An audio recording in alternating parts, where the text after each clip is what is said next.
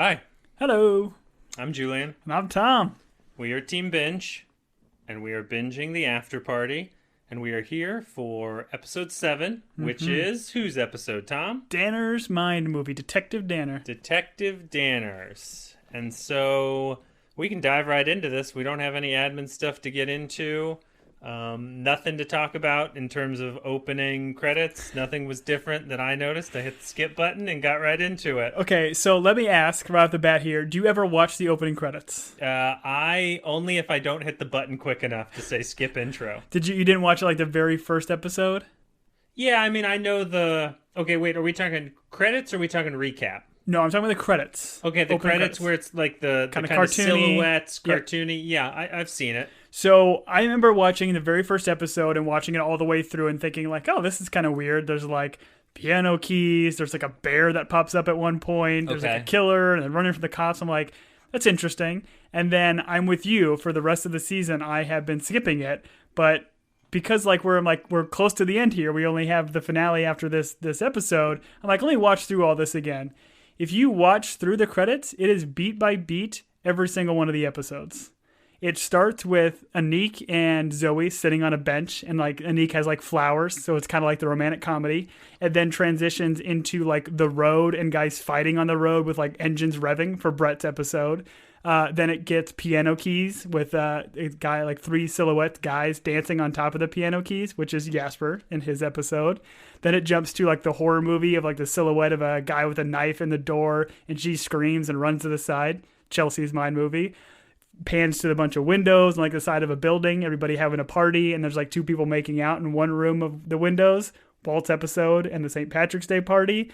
And then you've got the projector kind of thing of Zoe kind of walking with a bunch of pictures of her. She transforms into a bear and like growls. And then it transitions into a bunch of flashing police lights and Danner chasing a suspect. And then it cuts to made by Chris Miller, directed by whatever.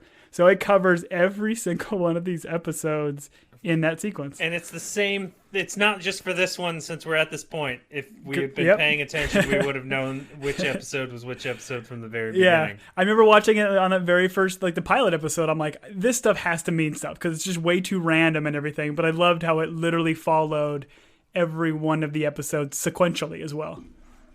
That's interesting. I did not know that. Yeah. Good job, Gumshoe Tom. So go back and watch it, audience, if you haven't checked it out. Rewatch it, at least for the finale. When you watch that one, watch it all the way through and it'll make some sense.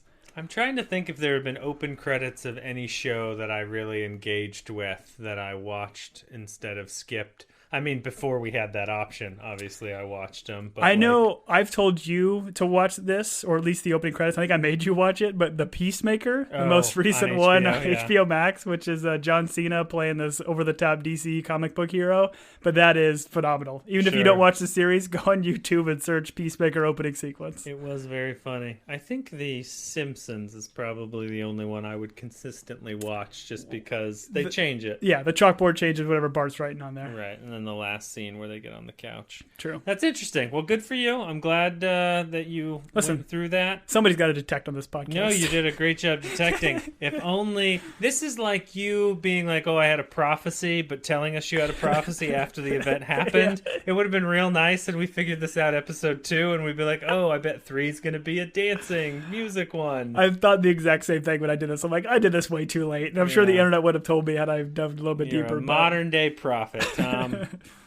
We open up with Danner coming clean to Culp. Mm-hmm. She's just about to crack the case, and Anik and Jasper are listening in on the conversation. Zoe rolls up, and she's like, hey, what are you guys listening to? And there's some funny, like, anytime Jasper and Anik have to cover for each other, or just cover a lie in general, it's a lot of fun. And then we start going through some of Xavier's song titles, and none of them are appropriate for this podcast. What, you don't like Kitty Cat Hole? No. Or Organisms? I thought it was great because Zoe's line is, the title kind of turned me off.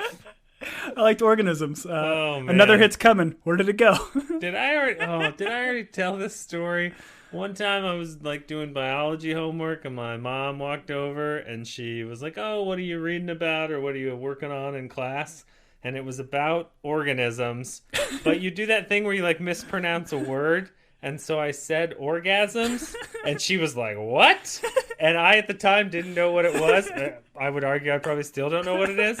But she was like, what are you doing? And I knew it was wrong. Like, I knew I'd said something wrong, but I didn't have any context for why it was wrong. Anyways. That's great. 22 was a rough year for me. Yeah, all those name titles were great. Does Jasper actually like Xavier's music?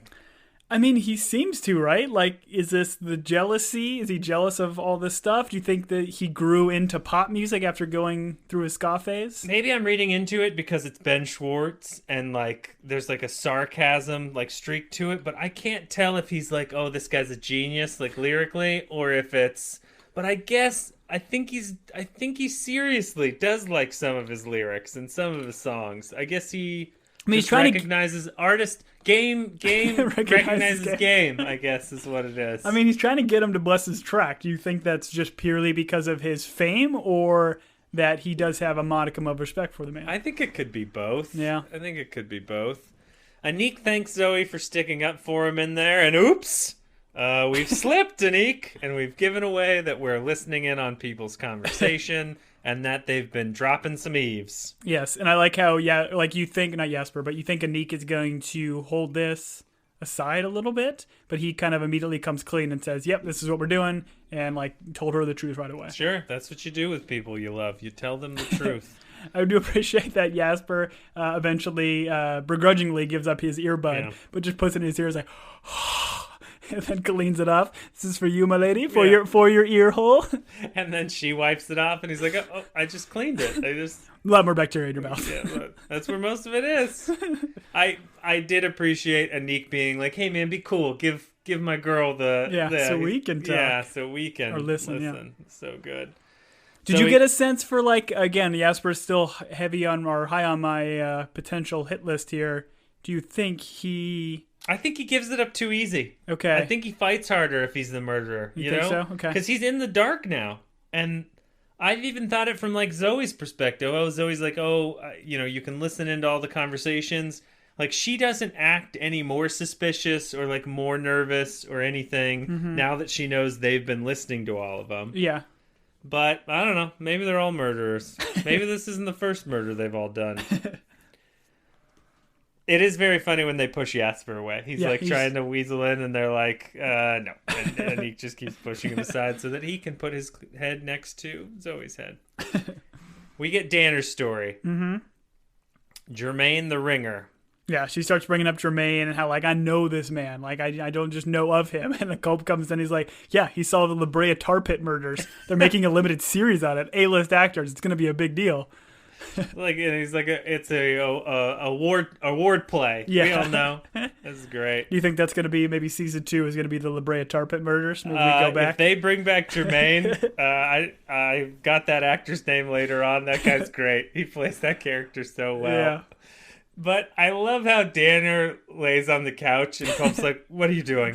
Don't tell your story now. Like, the way he says it is so, like, I've just given up. Do you think... Tell your story now. Does Culp know Danner's story? Or is it one of these things, like, he's heard it 1,000 times? Or, like, is this for the audience? Or is this he just doesn't want to hear the story now because he knows? She says that they're, like, best buds or whatever. So I'm assuming... booze.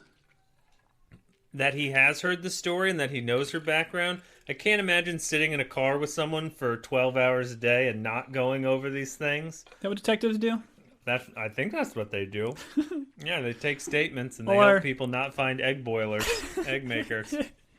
All our detective audience, reach out to us. Do you hang out in the car with your fellow detective eating cashews and peanuts and shouting about your... I'm pretty sure there's a lot of... Okay, maybe they're not sitting. Okay. But take one of my favorite shows, True Detective. Those guys are driving for a really long time together. Enough for us to get old Matty McConaughey's view on life and how we're all a mistake and the darkness is slowly taking us. That show's so good. I'm going to stop this podcast and rewatch the first season of True Detective. That show is so good. Anyways, we get her Mind movie. Mm-hmm. Which is very much if you want to put this in a genre, it's, I think you mentioned... A genre? This is my Alex Trebek. if you want to put it, it's like a Law and Order procedural where like it's still telling her backstory, but she's still kind of solving a case while she's doing it. It's got the beats where it puts like the time and the place of where they are in the bottom font. And at the top, I enjoyed this episode. I think Danner is very funny. I think there were some beats in here that were funny. It was great to see Fred Savage coming in hot. But yeah, we start with Danner in the academy doing training, doing voiceover. Jermaine was the golden boy. He's played by Reed Scott, the actor Reed Scott. Mm-hmm. Did you know Reed Scott, and what's your association with Reed Scott? I know him from Veep. I think that's where he's most recognizable. I think it was one of his bigger roles. I haven't seen all of Veep. I've only seen a handful of seasons. But he's also most recently, I believe, in the Venom movies. He plays, I can't remember, like the love interest or new boyfriend of, I don't know, Venom's girlfriend or something. I don't know. That's a confusing relationship. I haven't seen that movie. So that didn't help. Sounds like a complicated rom-com. I will most certainly watch Venom, the complicated rom-com. I know him from Veep. He's great as like a smarmy a-hole, and he does a great job here. I'll have to admit, when I first saw him on screen, I was kind of like, man, it's that guy. Like, I was kind of hoping it'd be some like other like bigger celebrity cameo like who do we thought about? Like Jermaine Will Forte or Jermaine from Fly the Jermaine Clement would have been great doing his best English accent. But he was fantastic, and I do think he plays this role really, really well. Oh, yeah. Yeah, a lot of fun. They're doing an obstacle course. Obstacle courses are hard, Tom. Seem like fun. They're not fun. They're not fun at all. You got to go over the log and under the log and then under the log. And then you've got to hit that wall. That wall they were going up was gigantic, by the way. I think it's typically like an 8-foot wall to like simulate a backyard wall. Mm-hmm. Not like, hey, you have to climb the Eiffel Tower in order to get the French crook on the other side. They're breaking into a compound here. Yeah. This was them training for Waco. Too soon? But this is like showing, especially with all of her like monologue, and at the end where she kind of chums it up with the guys in the parking lot, and they're ribbing on her for being a woman, and she's just kind of saying how hard it is to be a woman in this male-dominated profession. Right, and her dad, who was a cop, was like, hey, being a cop's not for a woman. They really laid it on a little thick there. Dad, let your daughters follow her dream. Come on. Was her dad protecting her because he knew the toxic culture? See, the beat I got was that he just didn't think a woman could be a very good cop. When he stole that Barbie doll from her. Yes. Anyways, we're sorry for laughing at her trauma. Then 6 years later, so she's been 6 years on the job, and it's 2014. Mm-hmm. And this is where we see her handling the porch thief. Yeah, you think 6 years on the force, she would have been able to advance a little bit more, but I think we see that because she's very, I don't know, to the book, if you will, to the letter. I have no idea what the like progression of rank is for police officers. We probably could have done some research, but it sounds like even her mother is disappointed she hasn't made detective. There's a lot of bad parenting in this episode.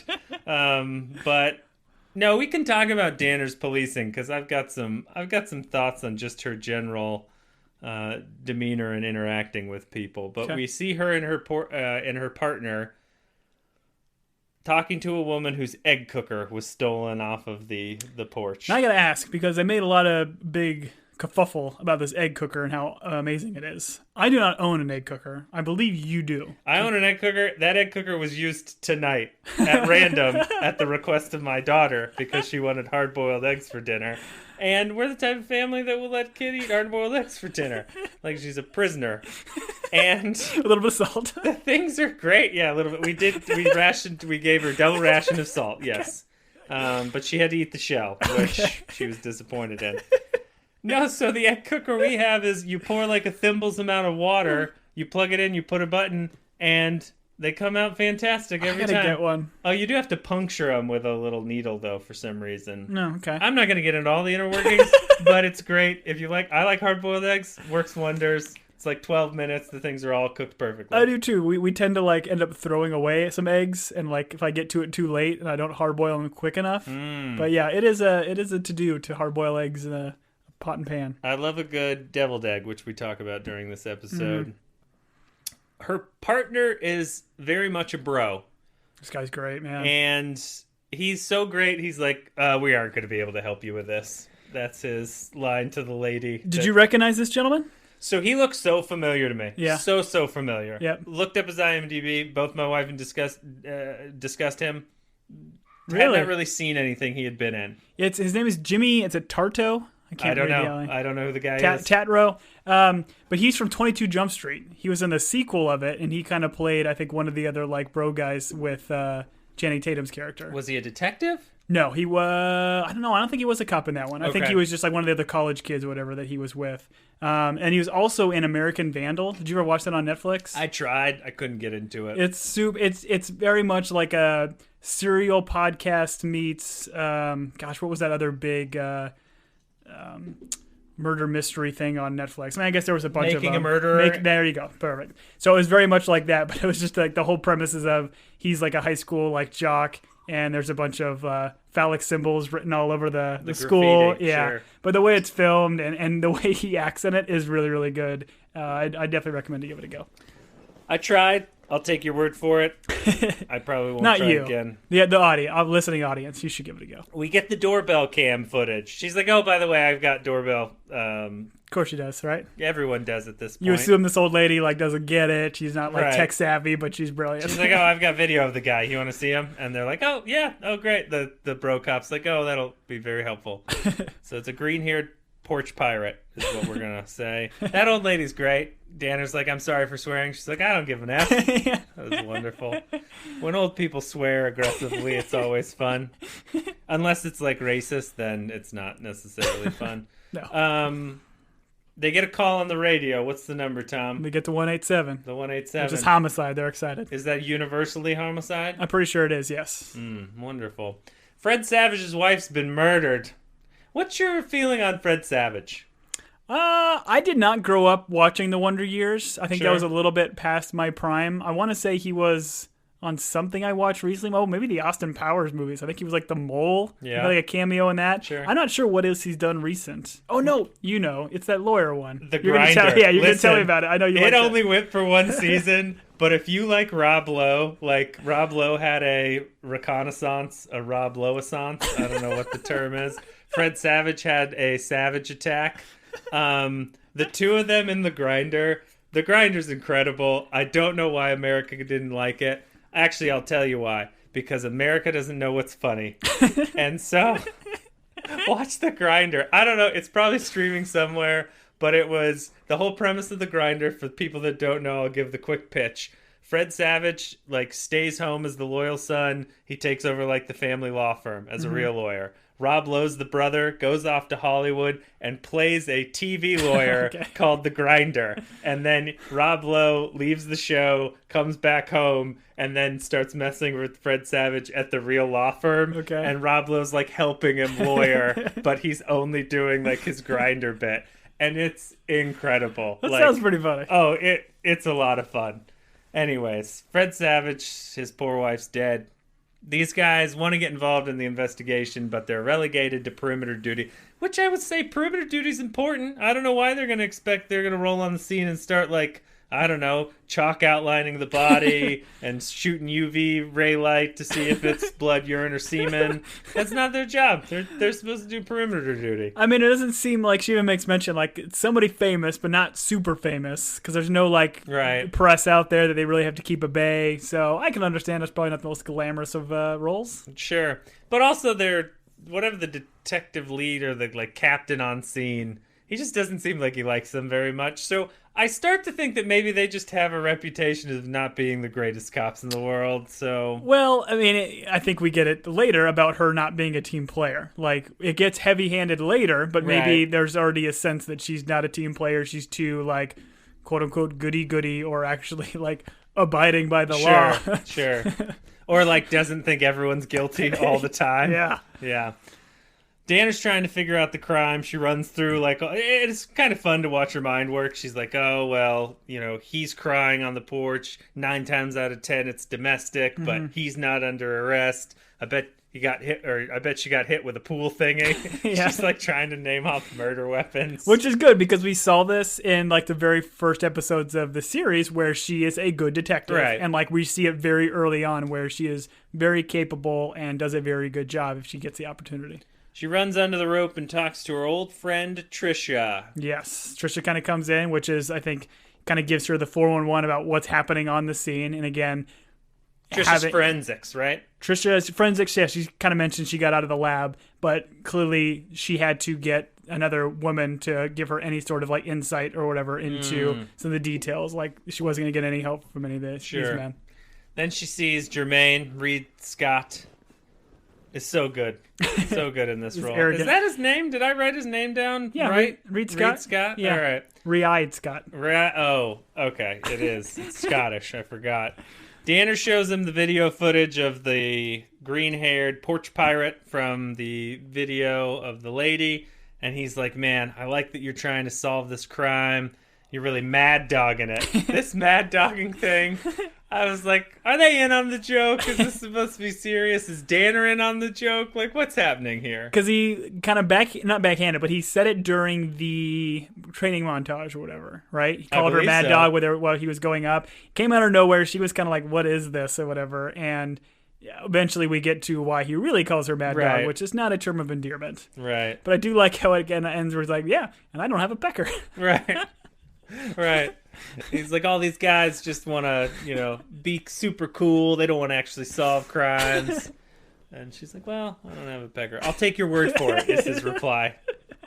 She takes her phone. He takes her phone with the footage. She's like, can I have my... And this is just a funny bit. I didn't really understand. I thought it was going to lead somewhere. Like, I thought she was going to get in trouble on the crime scene. Nope. And maybe that's just a scene that was left on the cutting room floor. But she rolls up and she's like, I can't follow you without those blue footy things. And then the person walks by and she's like, oh, you're not wearing your blue footy things? You're not going to... Well, I'm not going to follow the person. And she goes in. It's really, really great. There's a lot of that. Like, Tiffany Haddish is really good at that, like, kind of talking under her breath. Or, like, kind of to herself or whatever. Right. Or, like, everybody else is oblivious. So good. Danner's following up on the license plate from the video. They find that sweet, sweet Altima. I'm going to guess it was an Altima, to be honest. I don't remember. Someone always spills coffee on themselves in a cop movie. This is like a classic. But at least there was coffee in the cup. That's true. That's true. The budget on this show is much higher than most, where it's just got to be air, or they've got to CGI the coffee because they can't spend the money on true liquid. I mean, it's tough to reset that scene, once the guy gets spilled on. That's why, I don't know if you know this, but most cop uniforms are tearaway. So, like, when he spills the coffee, if he's got to do that shot again, he just rips his pants off. So that's why cops are generally strippers. Yeah. No, I was going to go down the path. That's why, if you look at the cop uniform that I have in my closet, it's tearaway. Okay. There you go. We got there. We both got there. Sorry to step on your punchline. No, it's okay. You've been doing it for years.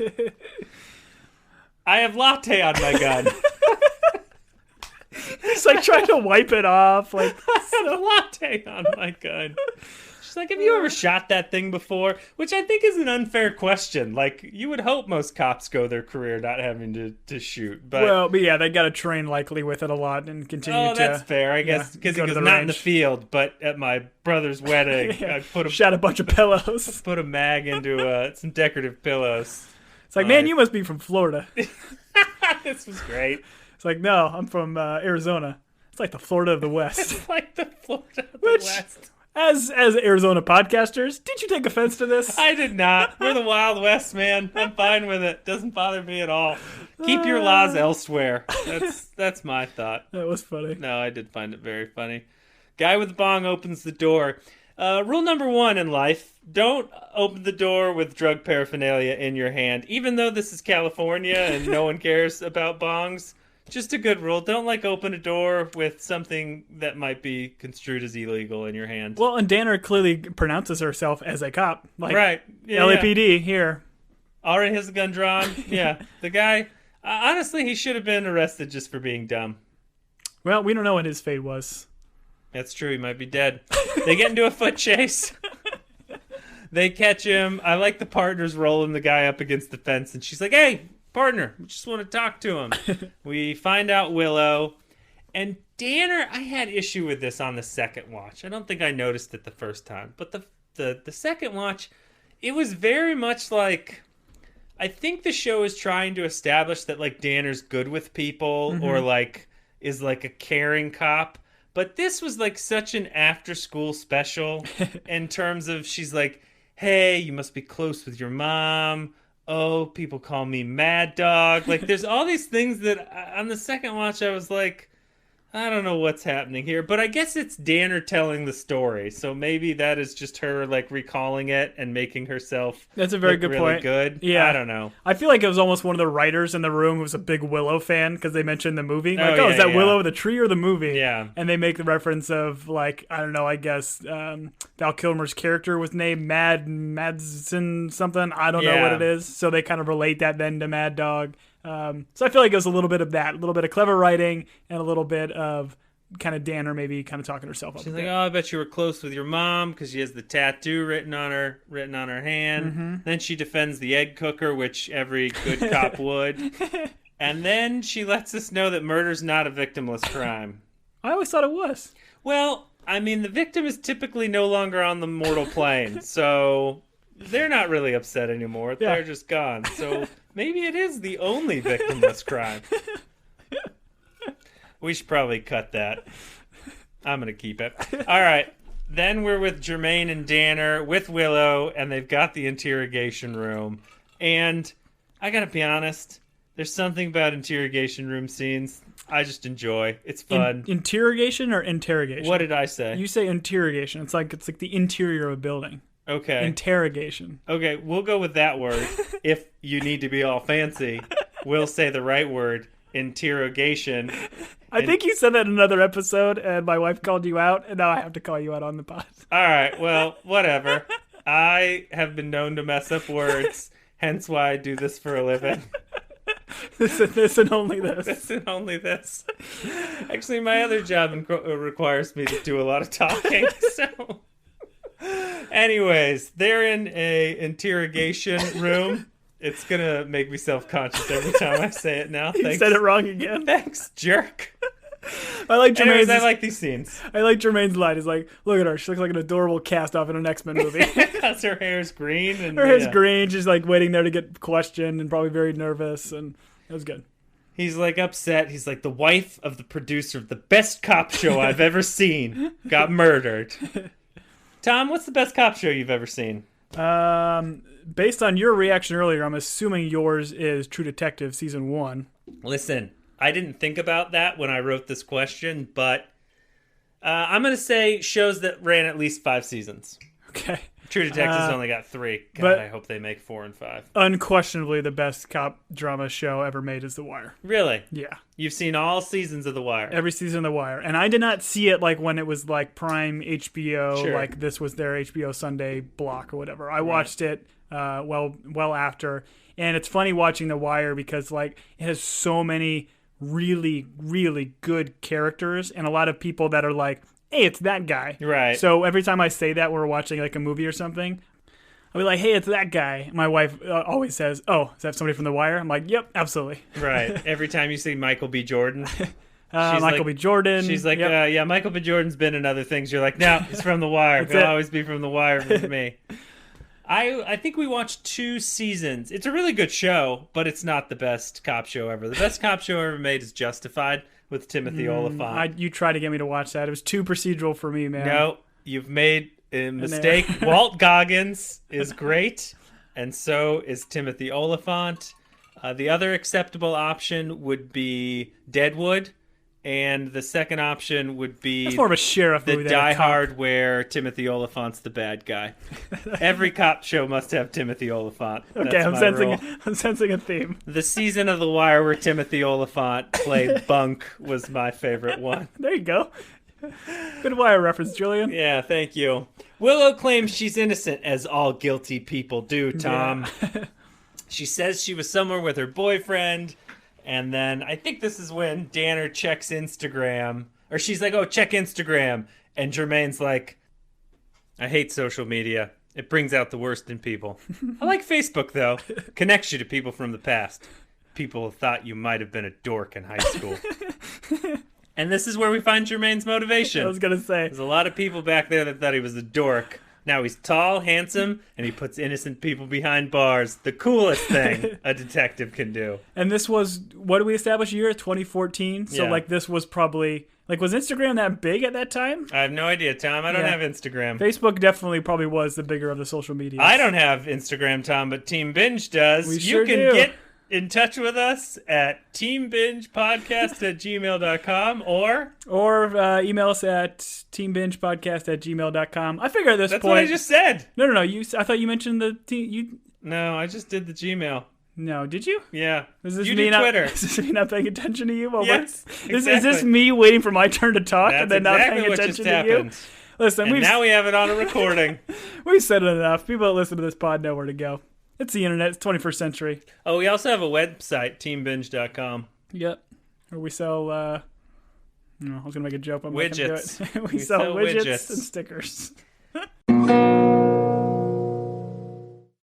This episode is brought to you by Shopify. Upgrade your business with Shopify, home of the #1 checkout on the planet. Shop Pay boosts conversions up to 50%, meaning fewer carts going abandoned and more sales going cha-ching. So if you're into growing your business, get a commerce platform that's ready to sell wherever your customers are. Visit shopify.com to upgrade your selling today.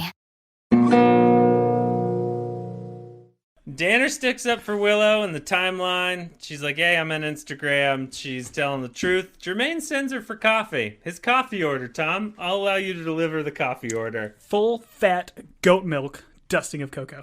Sounds delicious. Anything that involves full fat goat milk, I'm on board. I prefer the dusting of cocoa.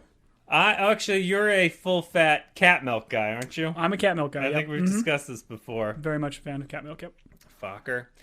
Danner checks the computer on her side and Now I have to make mention of this. We mentioned earlier he's in the cop car.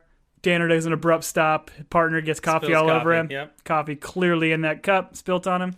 Danner's holding these 2 coffee cups, Julian. She takes this over after she gets on her computer, puts the 2 coffee cups down. Couldn't be any less coffee in these cups. is there a hollow thud, Tom? There sure is, bud. Yeah. It's just I cannot believe it. you've scarred me for life, and hopefully we've scarred our entire listening audience to always look for cups of liquid because there's so not drinking that. There's got to be a job in Hollywood where I could just fill cups. Like, listen, I'll take care of the water for this scene. Like, it's incredible. The partner is rocking out. I wrote this question before he answered it. I was like, what is he listening to? Thinking it would be fun to guess back and forth what this guy is listening to. We don't have to. He tells us. He's listening to the new Linkin Park. Yep. It freaking rips. Lincoln Stinking Park, bro. I am going to use the term freaking rips more because it's great. I love him just being a doofus, constantly sitting in that desk. Yeah. Like later, he's playing with a pencil, making it look like rubber. Yeah. Like he's just an idiot. I mean, he's got the sunglasses that make him look like a bro. I love every bit of it. The porch pirate's wearing gloves for the murder, and Danner finds this very suspicious. Well, because Jermaine very specifically says, we found your prints at the house. And clearly, not clearly, but we do not believe Noah was there at the house. Or not Noah, Willow. Willow was there. So he kind of used this. And Danner even gives a look like, Yeah, what? Noah built the big boat with all the animals. True. Willow stealing the packages and murdering producers' wives. My issue with this is, can't Willow just be like, you didn't find my fingerprints at the house because I've never been to that house? Like, isn't that kind of or do you start to get, when a detective yells that at you, are you like, did I murder that person? Have I been to that person's house? I think there's some of this going on with, like, she's a young girl that's being yelled at by this detective, a cop, and she knows she's in a lot of trouble. Like, she knows she wasn't there and she has fingerprints there, but like when you have a person of authority screaming at you like that, it definitely is going to, make you a little bit nervous. Tom, is there an implication you're making that some people that are innocent cop to being guilty? Yes. And let me finish my question. Yes. That there are innocent people out there that just because they're pressured cop to being guilty take some sort of deal to serve like lesser time. Is this what you're This is very much a thing. I don't know. This is literally American. Doesn't sound right. I'm policing. pretty sure our justice system is pretty well done at this point. I mean, it's been going strong for how long have we been a country? 50 years, 30 years, something like that. Danner visits Fred Savage. Love Fred Savage. Can't get enough of him. I also thought The Wonder Years was way too awkward, so I did not watch it as a young man. But I do have a soft spot in my. I mean, it's Karate Kid, you know? You gotta love Fred Savage. Whoa. What? What's up? Karate Kid. Yeah, Karate Kid. You know, like Mr. Miyagi, Fred Savage, just kicking people in the face. Kicks that. I didn't like when he kicked that blonde kid in the face. That's not Fred Savage. It's Danny LaRusso, played by... it's a robot voice Fred here. Savage. You're welcome. Until you can come up with his real name, his name is Fred Savage. That's on you, buddy. Don't try and fact check me. I, at this point, was like... What show does Fred Savage write for this episode? And I saw the poster of Legal Beagle, and I was like, oh, Legal Beagle's the cop show that they're talking about throughout this episode. I totally forgot that they get to martial law later. Yes. But he was a producer or writer or something on Legal Beagle. So Legal Beagle has come up in the series. It came up in Chelsea's episode when Ned comes up to Xavier and asks him, hey, can you do the voice from Legal Beagle?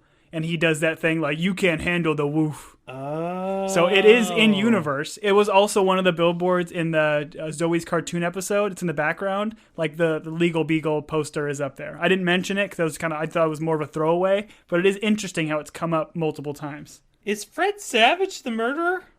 I feel like Fred Savage was almost too big of a get to just do this only role. I mean, he knows karate, Tom. He probably kicked Xavier. He did that like crow kick thing off of the one-legged kick. All right, let's go ahead and put this to right. It's Ralph Macchio is the actor's name. Ralph Macchio's the killer?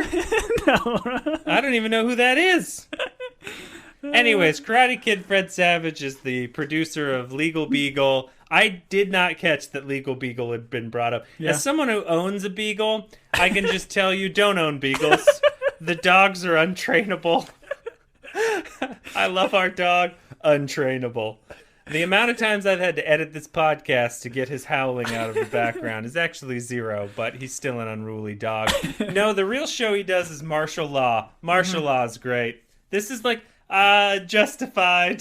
They're making fun of Justified. They're making fun of, I guess, Walker, Texas Ranger would be the other one. Mm-hmm.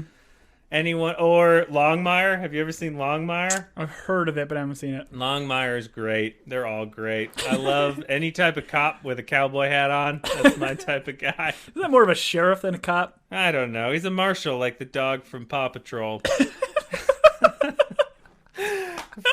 Fred is so glad there's a suspect. And he's like, wait, aren't we done with this? I thought it was the package thief. And she's like, well, we're worried it might be a copycat since the video was online. Fred is clearly guilty and agitated at this point and thinking about that Paw Patrol dog. And then we find out that his alibi, he was on set at Martial Law. Mm-hmm. And is he a suspect? He's just like, I want to know if I'm a suspect because this literally happens every week on my show. Yeah. All that stuff was great. Yeah, he gets hot pretty quick. He does get hot pretty quick, like that dog from Paw Patrol. The doorbell rings very ominously, like hits a really strong beat. Mm-hmm. And who appears, Tom? Tatiana. Who appears? Hello, Tatiana, is what I have to say. She's wearing a very skimpy black dress to seemingly awake. Nope, skimpy's the wrong word. Okay. She's wearing a wonderful black dress. She looks great. Looks fantastic. But we find out that she's a costume designer, Tom. Of course she looks good. It's her job. Okay. Yeah, she's the costumer. And apparently this was... Did you recognize her from anywhere? I recognized her from The Office, Tom. Yeah. What... She played... Was it one of Pam's sisters? I thought it was Pam's sister who falls very strongly for Dwight. In their wedding episode. Yeah, which is difficult because there are a lot of women that fall strongly for Dwight in The Office. So it's tough to parse them out. She's the one that's shorter than 6'7". Okay. You're welcome, Office fans. So Dwiggett and her were love interests for a very brief time. We cut to a scene of martial law. Like we get on set and you have this just fantastic, terrible dialogue. So good. So good. But before we go there, let's stop at Tatiana and talk and think about Tatiana for a while longer. When you saw Tatiana, did you think murderer? What did you think? That wasn't necessarily my first inclination, but Don't tell us, this is a family podcast, so don't tell us your first inclination when you saw Tatiana, Tom. I see you over there getting all flush. No, I didn't necessarily go to murder. I felt like the way Fred Savage's character... What's his character's name in this? No idea. We're calling him Fred Savage or the Karate Kid. Those are your choices. Okay. When the Karate Kid just freaks out and it goes full like a wax on, wax off on Danner. Yep. I was definitely suspecting him and didn't necessarily think it was her, but very quickly I'm like, yeah, all signs point to her. Listen, spoiler alert here. I got to the end of this episode the second time. I still don't know who murdered who in this one. Okay. So we can talk about it. Hopefully you can walk me on. But like we said, we're on martial law. All the acting's fantastic. This bit where Danner's like standing in the background, because you don't I did not immediately realize she was in the background because I was so focused on just the charisma of martial law and him breaking huevos and calling people essay in his vaguely racist way. And then she's like, "Oh, I'm not a background person. Like, I'm trying to do things." And by the here. way, this is not how cops do their work. This is very poorly portrayed. It's so good. The assistant director hauls her off, which is so funny because she's like, "Tatiana, you're looking for Tatiana. Your costume looks great." She's like, No, I'm not an actor. She's like, oh, very method. And then she like pats her with the clip. Did you She's just like, pat me on the butt? Yeah, so good. So good. They keep thinking she's an actor. She goes into I think this is when she goes into the costume Kind of trailer, right? Yep. And this is where she's talking to Wendy, or the woman whose haircut looks just like Wendy. And we find out that at lunch, Vaughn Fred Savage's character's name is Vaughn. Oh, man. He typically takes a nap. Everyone else eats under the tent. It's chilly day. Yesterday was chilly day. But Vaughn came in and asked for some clothes for his nephew. Mm-hmm. And Tatiana also didn't eat at lunch. Or did she eat at lunch? She says he had a big salad and she was under the lunch, but didn't eat chili. So Vaughn wasn't there, but she was there. So maybe that gives us our answer. So you still think then Karate Kid did it? He's got his hands are registered weapons. You know? Let's keep chasing this. I I feel like it has to be like Todd did, because she's the one that's seemingly all nervous. I think when they get back to like the wife's reaction, I don't think the wife would have acted so surprised if it was the husband, but maybe like the mistress would have been. I feel like this is, and I'll just get to it now. My thought here is Danner ends this episode thinking that it was Vaughn that did it. But I think she's like half right. She knows Vaughn's in on it, but I think she has it wrong in that it is Tatiana is the one that actually did it. Because like she mentions that, he stuffed his shirt to make it look like he had boobs or something like that, trying to make himself look like a woman. But I think like that it's because it was a woman. It wasn't him trying to pretend to be a woman. I'm sorry, you're saying at the end of this episode where she says, "I solved it," she's talking about this murder? No. I'm just saying in general, like Danner is right on with suspecting that Karate Kid did it. Sure. But I think she has it wrong. I think it is Tatiana is the one that did it. Listen, and I would believe that Tatiana did it because she is killing it in that dress. Oh, God. Yeah. All right. Cut that. Anyways, Jermaine, we cut to Jermaine. He's like, "Hey, we're announcing that Willow's the killer." He's upset because Danner went and talked to the husband of the suspect, Fred Savage. Because Yes. this is that scene where he Yeah. storms into the office and he is very worried about his conviction record. Mm-hmm. And I don't know that this is how policing is done. I don't think detectives really care.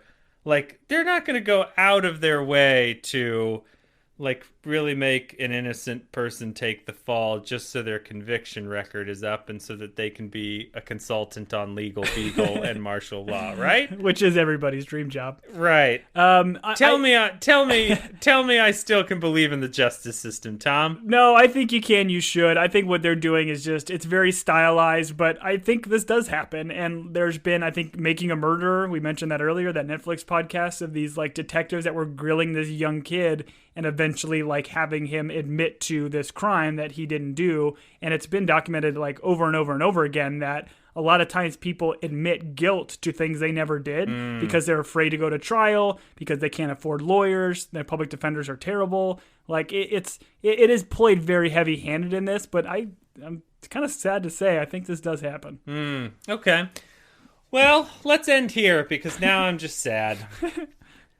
This is then when we get the very over-the-top Jermaine, where he's like, you know why I call you Mad Dog? Because you need to be put down. I was like, wait, what? You should be a writer on martial law, because that's what martial law would say. That's why he wants to be a consultant, man. Oh, man. And the partner is just laughing, and he's like, I did like the part where he's like, wait, you're looking for a homicide detective? And Jermaine's like, I don't know you. Like, that was all very, very well done. Yep. And then she walks upstairs, and of course, we've got to get it from the chief. Hey, Danner, I heard you're not being a team player. Classic, old, grumpy You gotta chief. feel that happens in law enforcement, right? Like kind of a club atmosphere, whatever. You gotta be on board. I believe everyone always tells the truth, and that no one lies, and that love can heal. I thought we established last episode that there is no truth. That's true. It's yeah, exactly. It's true. Even Danner's mom doesn't like believe in her or want her to chase the truth. I thought she's like, this felt like an argument a parent makes. Like she's like, well, maybe they've got a point. Maybe you should be a team player. You haven't made detective and you've been there for 6 years. Like I wonder how many times the mom is throwing that in Danner's face. Like maybe you should go back to being a teacher. Yeah. Danner's like, hey, Mom, I'm not going to be able to make it for Thanksgiving. And she's like, oh, well, that's probably why you haven't made detective in 6 years. Like, every argument is the mom pointing out that she hasn't made detective. Yeah, she's not getting the support that I think she deserves. No, not from her teammates, not from her mother, and certainly not from her father, who is no longer on the mortal plane. Did you notice, though, when they cut to Danner at her like apartment or house, she's in the kitchen. She's literally using her egg cooker. Oh, no, I didn't notice that. She's putting a couple eggs in an egg cooker. That's so great. Yeah. That's so great. We cut to the interrogation scene. Did I do it? No. Really? No. Interrogation. Not tear. It's not. You're not crying. You're tearing. Interrogation. Got it. All right. Whatever. I don't want to do this anymore. I'm not having any fun. I don't like being corrected. Oh, I love You're not being a team player, Tom. All right. We should go back to teaching. Go back to teaching. The martial law is making like the I'm watching you at the suspect, and Bunk is like, you know he can see you, right? he knows, and then martial law is like, he knows I'm here. Such a great moment. This is Danner watching the TV and saying, this show is just garbage. Terrible. Willow's attorney's walking out of his office. She very politely tells him that Vaughn's the killer, about the borrowed costume, look into it. Willow's innocent. And she's like, don't tell anyone I told you. And then immediately, yeah, he told her. He's going to tell everyone. And then she gets assigned to the record room. And we get to see Jermaine come in and be a jerk, throw some files on the floor. And then because she's in a cage, barks at her.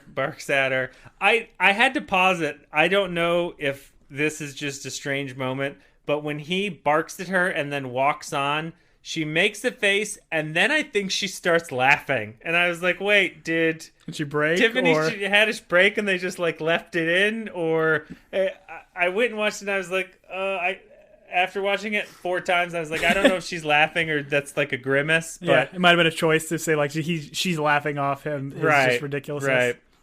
We do find out that she gets Willow's case dismissed. And I like this too because Danner then says this was all worth it then. Like, and I think this is potentially why she was like scoffing or laughing at Jermaine here, because she realized like she did the right thing here. She got an innocent person off. If she wouldn't have, nobody else was going to go to bat for Willow, and she did. Clean conscience. Mm-hmm. The truth will set you free. The truth is also whatever you want it to be. That's in the good book. Is it? talks about the details of good deviled eggs with Willow outside like the courthouse or whatever. This is great because it's just like meshing in like the current where she's telling the story to Culp and like her in the actual thing. Because she did not tell this whole recipe to Willow in this moment, right? Like, right. She's just telling all this to Culp because she's just in the mix and like, man, I love me a good deviled egg. What are your thoughts on deviled eggs, Tom? I'm for them. Didn't like when I was a kid. I think the smell put me off. But man, I could just destroy some deviled eggs. Yeah, that is something I think as a kid maybe you don't necessarily like just because it's not the most appetizing thing in the world. Mm-hmm. But I love them. Of course, I would never call them deviled eggs because, Satan. But what do you call them? Well, God's eggs. Okay. Clearly. We're then in the present, and she tells Culp that Vaughn didn't go to jail, that there wasn't enough evidence. Which I think Culp then just gets super like upset about this. Like, why'd you tell me all this story if you didn't put this guy to jail? Right. She explains that then she moves to a new department, new start. So that was LAPD. So they must be like, are they like San Diego? Are they Southern California? Is that Malibu? Something like that? I think they've mentioned their Bay Area. So I think it's San Francisco. Oh, it's San Francisco. Okay, got it. She explains, hey, listen, we need to do this because if we don't, I know Jermaine, and when he gets here, he's gonna go after Aniq. Yeah. So really, all this story is just to kind of say like why she didn't want Jermaine on the case in the first place, why she doesn't want Jermaine on now. She feels that Jermaine's gonna just look at the evidence and put the potentially innocent person in jail. Right. The easiest conviction. Mm-hmm. And Culp is trying to explain to her that, hey, Aniq has been playing you the whole time, and this is when he finds the phone. Aniq is busted. Aniq seems real upset that his phone is found, but, I mean, he set his phone on play, which I want to point out, once again, in the other episode, this phone call would not still be going on. The line would either be turned off, because they gave Culp the ear thing, remember? And he turned his phone off. That would have terminated the call. Yeah, I agree. So this whole show's bogus. It's all bunk, like the detective in The Wire, which is, as you can tell, the only reference I have to that show. The character's name was Bunk. Zoe tries to calm him down. Yeah, and he's freaking out. He realizes that like everything he's been doing is illegal, not getting consent, recording, trying to get all this extra deal. But I like the way she calms him down because she says like, everyone finds their way through an escape room, which he had mentioned to her earlier. Like everyone feels helpless. Yes, and then you can find your way out. So you're gonna get out. And then right as she says that, who do we get from the corner just sitting in a chair? Well, my boy, so sweet. He just says, sweet. So sweet. And then they kind of give him a weird look, and then they look back at each other, and then Walt just keeps going. Never seen a sunrise. This view. Which the only thing this caught my ear because I wear earrings, but the other part is this is on Zoe's list, is to watch the sunrise. Ooh, okay. And Walt says, I've never seen a sunrise, which actually makes me think a little bit about Walt. You've never seen a sunrise? He's got to be 30-something, right? From that view, maybe. Okay. I mean, you figure if you live in California, the Bay Area, you're going to watch a sunrise, but... yeah, I don't know. Well, actually, it would be sunset. I didn't say... You're surfing, Julian. You're coming in. You're catching those waves early, and you're getting that sweet sunrise. Move on. Yeah, but the sunrise, sunrise would be... you're right, Tom. Yes, and. Thank you. Yes, and. Speaking of which, the simplest answer is the right one. That's what Culp says. Listen, you think horses, not zebras. Unless you're in Africa. Tanzania, man. Then you think Occam's razor. I like this phrase. It also brings to mind the phrase, I think we talked about this maybe during Ted Lasso, of never kiss a gift horse in the mouth. No, not about making out with horses. Don't attribute to malice what can be easily attributed to like stupidity. Like don't assume someone did something like out of malice or like or purposefully. Hatred, when you could just as much associate it with the person did it because they're dumb. Yeah. That is another one that I really like. I like it. Danner then looks through the door and claims she solved it, Tom. Let's spend at least 30 minutes on this. Did you, because I rewatched this a couple of times, and I did not understand what happened here. So that was my first thing too. I went back. I'm like, okay, what Tom, did you have the she? floor. Thank you for that. What did she see? What connection did she make by seeing seemingly an open door with, I guess, like kind of like a little bit of a rug on the ground? Like, what Sure. did she see here? A mat? So I kind of brought it back. I'm like, maybe it's not what she saw. Maybe it's what Culp said, because Culp says like he would needed to have opened, if Vaughn was the killer, he would needed to have opened that door at the exact same time he was going for the package. In terms of like the wife had to open the door while he was getting the package. Right. So like I kept thinking about like, is there a timing thing like with when the door opened, and that's how like the murder happened? I don't know what it is. Like my only thing that I can think about still that we haven't really seemingly solved for, that we think we're suspicious on,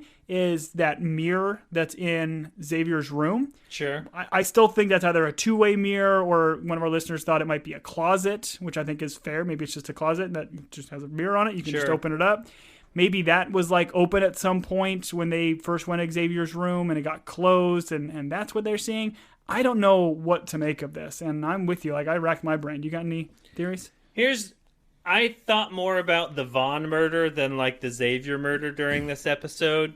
And he does point out that, hey, you would have to have timed her walking out on the porch for you picking up the package and murdering, which makes me think maybe Fred Savage killed his wife earlier, and then he got Tatiana to come over. Tatiana wore a wig and pretended to be the wife while he pretended to be the porch pirate, and they recreated the whole scene on a camera.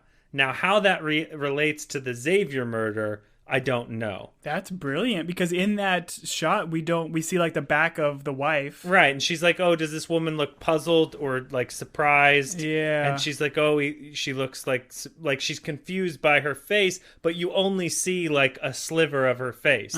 So my thought would be maybe Tatiana and Fred Savage recreated that scene. I like that. After he had already killed her. Okay. So how that relates to like a recreation of Xavier's murder, it would have to be like Xavier was killed earlier and then he was tossed off the balcony, and then something was like him standing on the balcony. Someone had to wear like a blonde Xavier wig on the balcony so that when whoever was down below looking up was looking up at someone who wasn't actually Xavier. Is that wig that we saw? I keep thinking it's like a long-haired blonde wig, or is it a short But he's bleach one? blonde, right? Yeah, but it's not like I think of it as like long, like shoulder-length hair. I don't know that it we've as, seen it. Have we okay. seen it? I think we saw it on the beach, but maybe we didn't.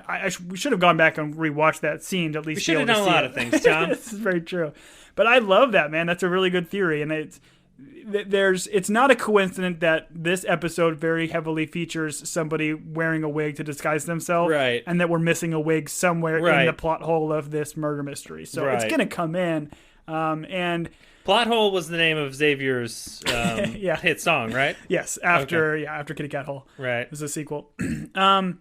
But this is why I liked this episode, but my problem with like this episode is just kind of like this one and the Zoe one, pacing wise, I think it just slowed a lot of the murder mystery down. Okay. Because the Zoe episode and this one didn't give us much in terms of clues. And again, maybe we'll go back and watch it and it gives us everything, but I don't feel like it did enough to like push the central mystery for us. So I think it's coming into the finale or going into it, trying to figure out these little clues and kind of theorizing right now. I don't think it's quite as fun because we don't have some of this new fresh information, like right at our fingertips where we're kind of putting this together. Right.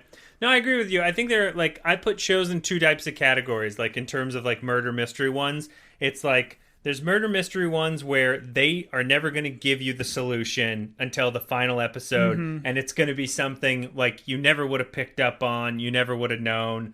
And then there's other shows that I like better where it's like, hey, if you're paying attention, we're going to show you like the answer, but you've got to do some work, and then the final episode will reveal it. Yeah. And it and pays so- off because it hits those beats. So Right. you're like, oh, that did happen in this scene. They'll probably show some flashbacks about what happened. So, like, with this show, I got to be honest, I don't know when we get to the finale whether or not it's going to be like, oh, like, okay, we were on the right track. Like, you could see it, like, walk your way through. Or, like, Channing Tatum's going to pop out, and it's like, oh, we never would have, like, guessed it. Although I just did, so it would have to be someone else. But no, I did enjoy this episode. I'm just glad it wasn't a cartoon. That's all. Not your jam. No, I had a good time, and Tom and I have decided that we are going to watch the finale together so that we can gasp and cry in the same room. Well, before you end this, though, or before you get to the outro here, we have to mention that Danner says, like, I think I solved this, and she says, I don't know what the wig is, I don't know what Jennifer 2 is, we got to finish out those connections, but Maggie is the key. Maggie is the key. And it cuts to Maggie running in, and, Zoe and Brett yelling at each other because Maggie's there, and Zoe didn't know it.